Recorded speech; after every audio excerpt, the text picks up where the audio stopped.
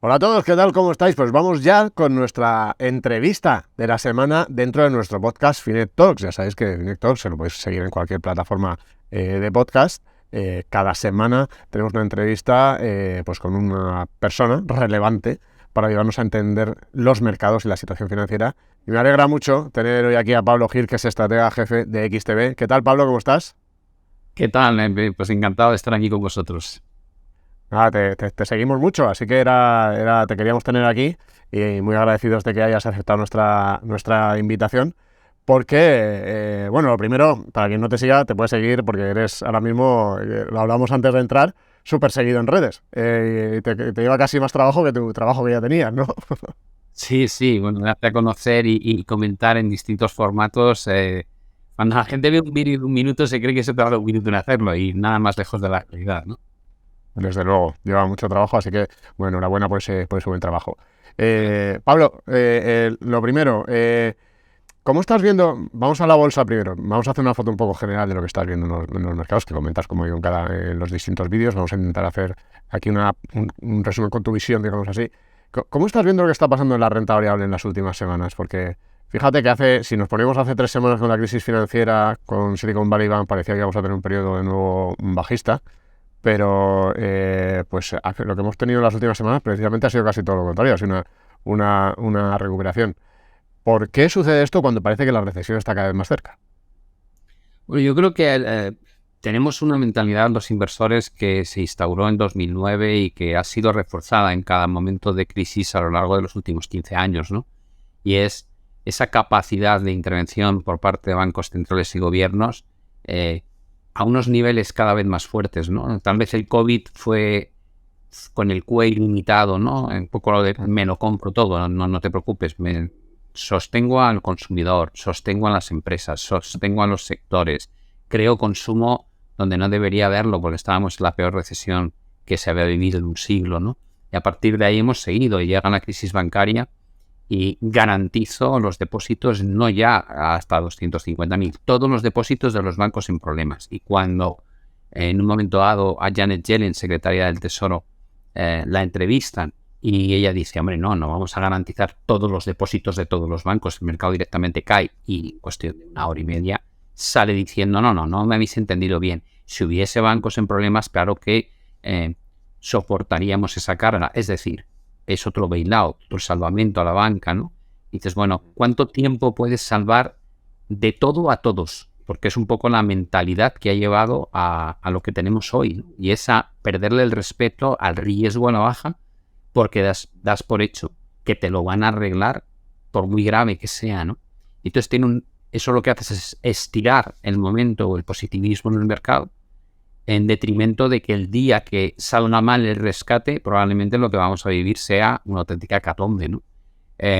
Creo que es la cultura financiera que llevamos viviendo 15 años y que nadie cuestiona hasta qué punto tiene sentido un mundo capitalista donde el éxito es retribuido con bonus espectaculares y el fracaso es socializado mediante un mecanismo en el que con dinero público se buscan redes de seguridad para que nadie sufra, ¿no? Es a lo que estamos tendiendo, es muy curioso.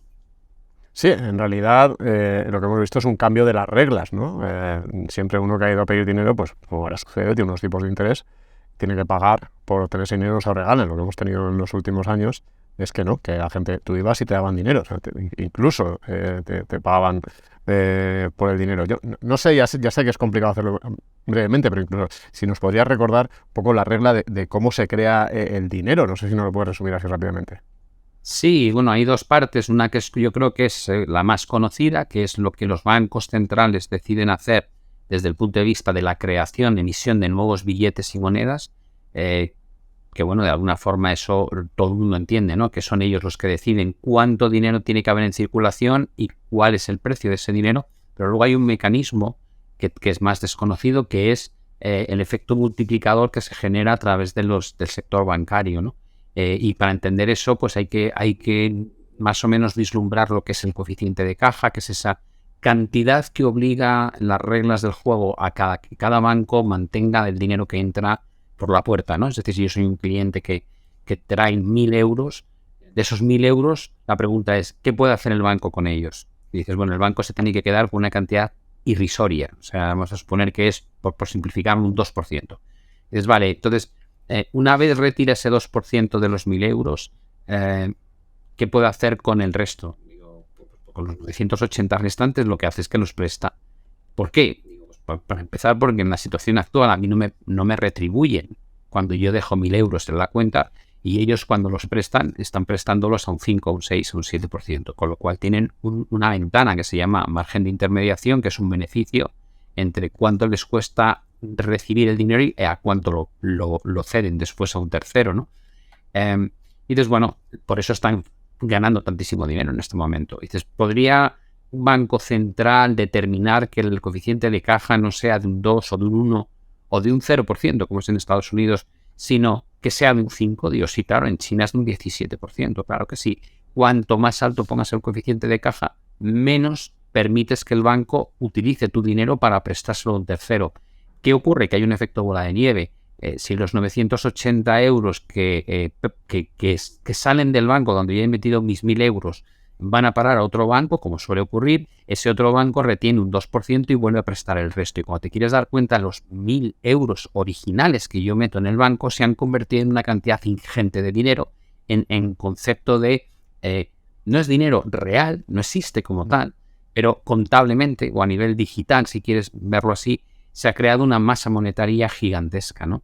Entonces, llevamos experimentando un incremento del dinero en circulación desde hace décadas, pero desde el año 2000, pues para que te hagas una idea, se han creado el 25% de todos los dólares que existen, y podríamos decir lo mismo con otras muchas monedas. Con lo cual, hay muchísimo dinero disponible, hemos regado el mercado con la liquidez, ¿no? Y encima le hemos puesto a esa liquidez hasta el año 2022 el coste del 0% o incluso negativa. Con lo cual, la manipulación que hemos hecho de las reglas del juego, como indicabas, es increíble. Nunca habíamos visto nada parecido. Ahora se está intentando hacer lo contrario. O sea, ahora lo que se está intentando es restringir el crédito para que por lo menos no ese 98%, digamos, no salga con tanta facilidad al préstamo al consumidor, y el que va a otros bancos tampoco se preste y se restrinja mucho el crédito. ¿Te parece suficiente lo que se ha hecho ya, o crees que, como hay gente en el mercado, que tienen que irse mucho más arriba los tipos? Bueno, yo creo que hay dos temas aquí, ¿no? Por un lado está el problema de luchar contra las presiones inflacionistas, que las presiones inflacionistas van a seguir remitiendo porque tenemos un efecto base, ¿no? Y aquí, tal vez a la audiencia, lo que hay que transmitirles es... una cosa es el cálculo interanual, ¿no? Que es lo que estamos, por ejemplo, pues pendientes de ver que sale el próximo dato del IPC en Estados Unidos, que si es 5,7, que si es 5,6, que 5,5, digo, ¿eso qué es? Digo, eso es el incremento de un año contra año. Es decir, no es lo que está pasando con la inflación. ¿Por qué? Pues porque si el punto de partida del cual tomas el cálculo comparativo es muy alto, la sensación que da es que no hay inflación, y no es verdad. O dicho de otra forma, si yo engordo 10 kilos este año y el año que viene engordo 2, lo que no quiere decir es que estoy adelgazando. Lo que quiere decir es que engordo más lentamente o engordo menos de lo que engordaba el año anterior.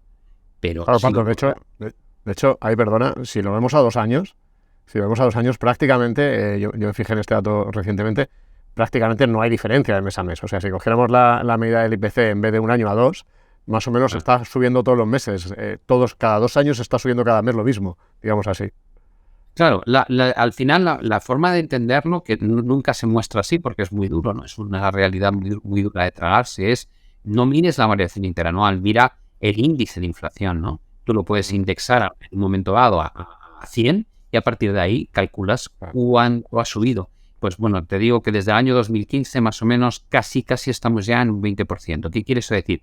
Que con la estadística oficial, que tampoco es la real, porque no refleja lo que nos cuestan a nosotros los ciudadanos las cosas, porque hay otros trucos que habría que explicar detenidamente, pero con la estadística oficial en España llevas incrementando un 20%, o dicho de otra forma que se entienda aún mejor, tu dinero vale un 20% menos o compra un 20% menos de lo que compraba en 2015. Es una pasada que en tan solo 8 años hayamos perdido un 20% de lo que compraba nuestro dinero. Esto te da una idea, si no lo has invertido, hasta qué punto has perdido capacidad adquisitiva. Desde luego. Ahí decías eso, ¿no? Que hay que estar pendiente, por un lado, de esa parte de la inflación, ¿no? Y decías que había otro segundo factor. Claro, el segundo factor es ¿dónde está el punto de equilibrio, no? Porque nos hemos metido en una dinámica a lo largo de las últimas décadas en la que el objetivo del 2% no era un objetivo. Cuando los bancos centrales por primera vez hablan del 2%, hablan de un límite. Luego lo hemos manipulado y hemos visto cómo cambiaba el discurso y te decía, no, es que como la inflación hay que llevarla al 2%, digo, pero ¿cuándo ha pasado esto? ¿Desde cuándo hay que llevar la inflación al 2%? ¿Por qué es mala la inflación del 1%? No es mala. Es decir, nos hemos creado una excusa de que la inflación estaba muy baja para poder seguir llevando a cabo políticas de estímulo monetario que eran disparatadas, bajo esa premisa. Y luego nos ha explotado la inflación en la cara, ¿no?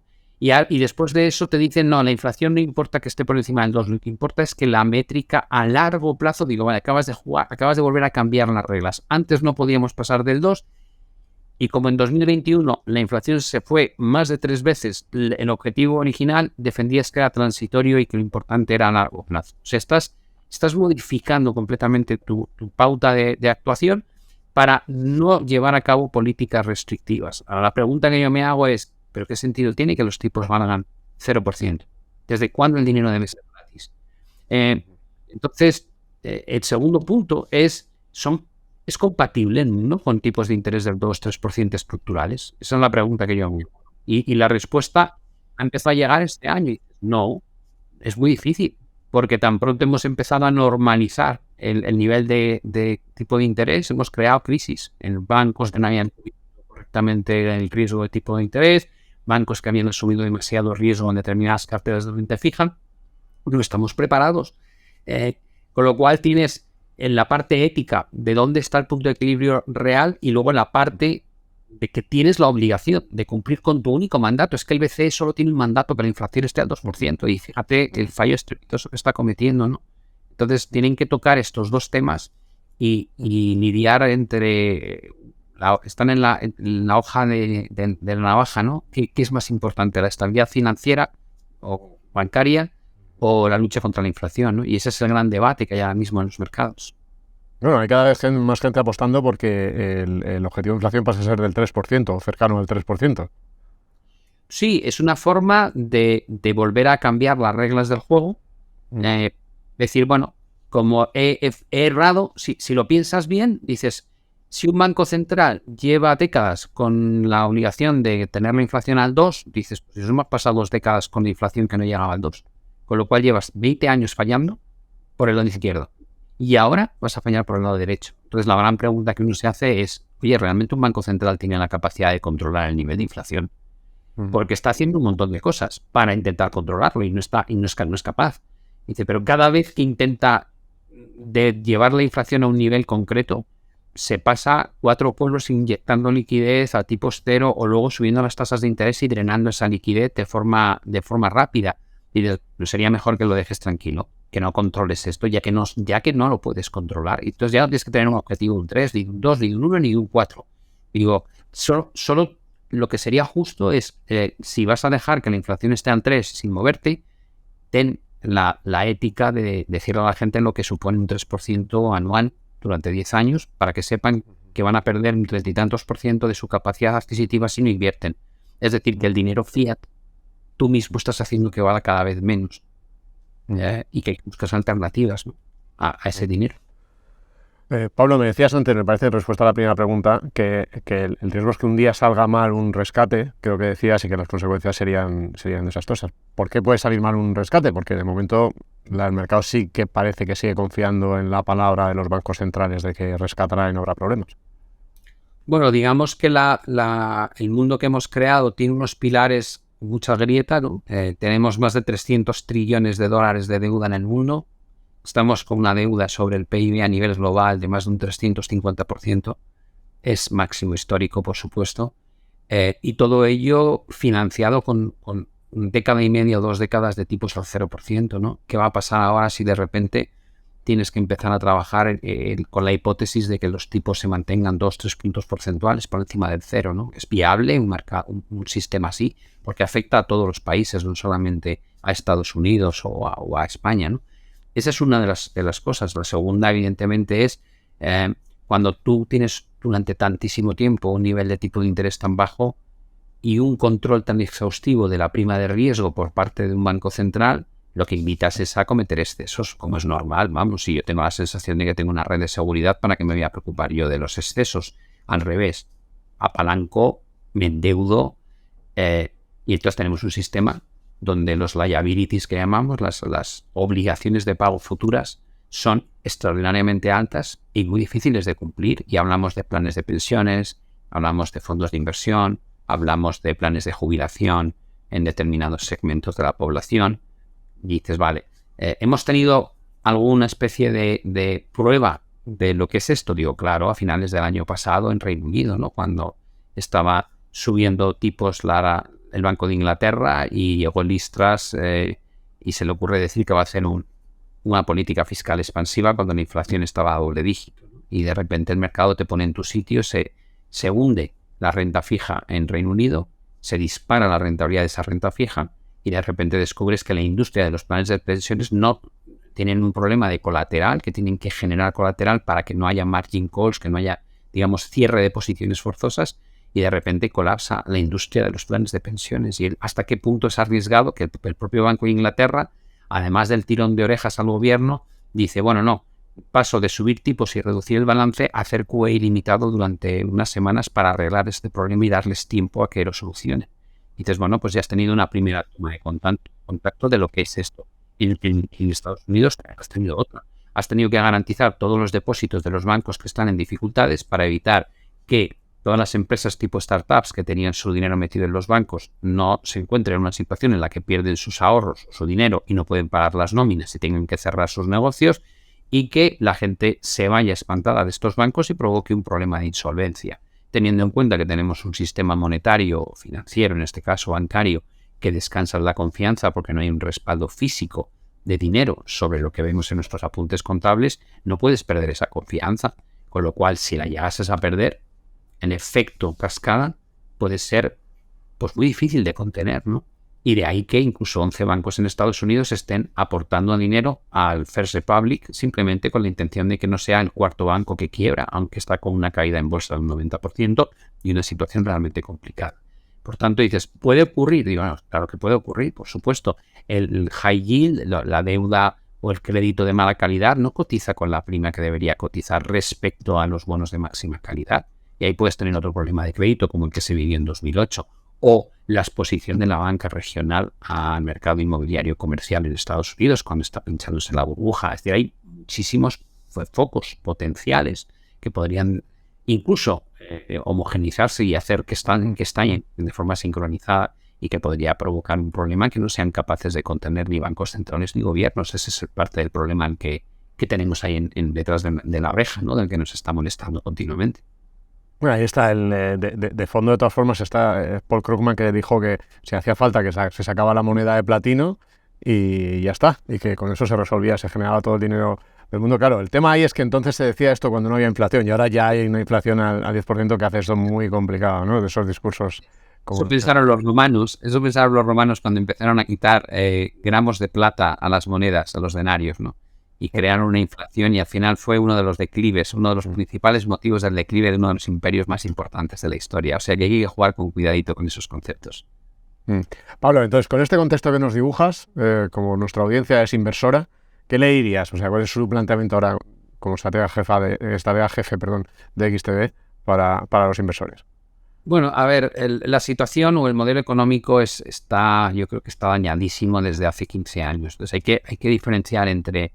Tenemos un modelo económico que tiene muchos riesgos cada vez más y muchas ineficiencias, pero luego está el comportamiento de la bolsa, ¿no? Y dices, ¿por qué pueden diferir? Digo, entre otras cosas, porque cuando tú reduces mucho la prima de riesgo de un activo, aunque sea artificialmente, pues lo haces más atractivo, así de sencillo, ¿no? Igual que cuando pones los tipos al cero, pues las compañías growth tienen una capacidad de tener valoraciones muchísimo más altas que cuando los tipos están al 5%, así. Entonces, ¿tienes que estar o no tienes que estar? Digo, depende un poco de tu perfil, ¿no? Y depende de tu edad. Yo siempre digo que recomendar a la gente, sin entrar en valorar cuál es su aversión al riesgo, cuál es su disponibilidad, qué patrimonio tiene, cómo lo diversifica, está en su fase final laboral o al principio. Yo a mi hijo le digo, no, tú tienes que empezar a invertir en bolsa de forma recurrente en un índice lo más global posible todos los meses. Olvídate del timing. No te preocupes, tienes 24 años. Vas a vivir de todo. Crashes, subidas, burbujas. No te preocupes. Tú vas a hacer eso y ya está. Ahora, mi padre tiene 90 años y si me dice, Pablo, ¿qué hago con lo que tengo en cartera? Digo, véndelo todo. Véndelo todo. ¿Y por qué? Digo, pues no vas a tener tiempo de recuperarlo. Si me preguntas, ¿crees que la bolsa va a estar más alta dentro de 5 años? Te digo, lo dudo. Lo dudo mucho, sinceramente. ¿Por qué? Digo, pues porque hay tantos problemas sobre el tapete que creo que queda algún ajuste severo a la baja. Y luego ya veremos el tiempo que tarda en recuperarse. La gente que no se bajó en el año 99-2000 hasta el 2013 no recuperó su dinero. Eso en la bolsa estadounidense, que ha sido una de las mejores. El que no se bajó de la bolsa española en 2007 sigue esperando, ¿no? Y el que no se bajó del Eurostoxx 50 en el año 99 está al mismo precio. Y el que está invertido en bancos europeos desde el año 2008, pues tiene unas pérdidas extraordinariamente grandes. Entonces, cada bolsa es un mundo, cada sector es un mundo. Entonces, bueno, yo invierto en algo, digo, sí, yo he comprado algo de China. Dices, ¿por qué? Y pues porque ha caído un 75% desde máximos y porque ha cambiado la política COVID-0 y porque no tiene problemas de inflación y está llevando a cabo políticas expansivas a nivel monetario y fiscal. Tiene inconvenientes muchísimos. La regulación, cambian de reglas del juego de un día para otro y sin avisarte. El crackdown o esta restricción contra las multinacionales tecnológicas. Claro, tienes un montón de problemas. Es que no es posible que un índice baje un 75% sin que haya muchos problemas encima, ¿no? Entonces, al final dices, no es que me asusten los problemas. Lo que me asusta es cuando hay muchos problemas y no veo que esté barato la bolsa. Yo no creo que esté barata la bolsa estadounidense bajo ningún concepto, ni tampoco la bolsa europea. Y los problemas que se viven en Estados Unidos creo que son iguales en Europa, pero con un cierto decalaje, 4 o 5 meses. Por tanto, prefiero estar en renta fija, es un chollo. O sea, tienes posibilidades de tener rentabilidades del 4 o 5%. Con un riesgo mínimo, y no hemos tenido esto en 15, 20 años. Es así, sencillo, desde el año 2007 no hemos tenido esto. Claro, de hecho, cuando uno mira los flujos a fondos monetarios en Estados Unidos, dice, claro, si es que por invertir a 3 meses te dan un 4,8%, mucho te tiene que dar la renta variable adicional a ese 4,8% para que el inversor mueva dinero a renta variable desde monetarios. Claro, y aparte es que aquí se comete un error garrafal, ¿no? Y es cuando la gente compara solamente la parte del numerador, ¿no? Es como, no, es que la bolsa me da un 7 anualizado desde hace no sé cuánto y esto me paga solo un 4,5. Digo, vale, para. Es que la volatilidad histórica de la bolsa es 2 veces la de los bonos, con lo cual te tiene que dar el doble de rentabilidad para que compense. Y si yo te digo que tú puedes obtener una rentabilidad de un 4% a 10 años en Estados Unidos, comprando un bono a largo, tú me puedes decir ya, o un 7 en la bolsa americana a 10 años, dirías que no me creo que te vaya a dar un 7 en los próximos 10 años, ni loco, vamos. ¿Por qué? Porque después de las grandes burbujas que se forman, luego hay periodos laterales como 2000 a 2013, donde hay grandes drawdowns y realmente la bolsa no hace nada. O como pasó, por ejemplo, en la década de los 70 y los 80, o como pasó en los 40. Por tanto, yo creo que estamos a esas puertas, ¿no? De decir, va a haber un ajuste. No quiere decir que tenga que haber un desplome, que probablemente haya desplomes, pero aunque no lo subiese, simplemente creo que el retorno ajustado por riesgo no tiene ningún sentido. Entonces me voy a bolsas donde realmente creo que están baratas y el potencial de recuperación es amplio, o si no, me busco alternativas. Y me busco alternativas en activos que me protegen de la depreciación del dinero fiat.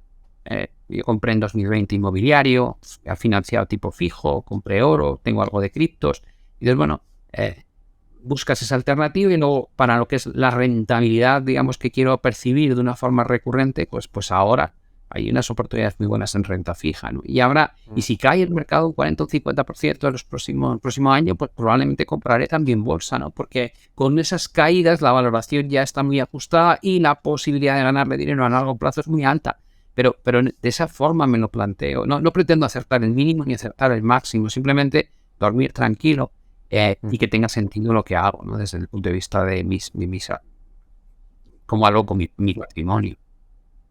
Bueno, Pablo, pues vamos a dejarlo aquí. Siempre decimos entonces el podcast para invertir sin dormirte, pero para dormir tranquilo también. O sea, que te agradecemos mucho que hayas estado con nosotros. Muchas gracias por tu tiempo, Pablo. Nada, un placer compartirlo con vosotros. Bueno, muchas gracias a todos por haber seguido esta conversación, esta entrevista. Os agradecemos si nos dejáis un like, ya sabéis, comentad a vosotros qué os parece. Que ha tratado Pablo muchísimos temas muy interesantes, así que esperamos vuestros comentarios. Muchas gracias a todos, nos vemos en el siguiente vídeo Finect.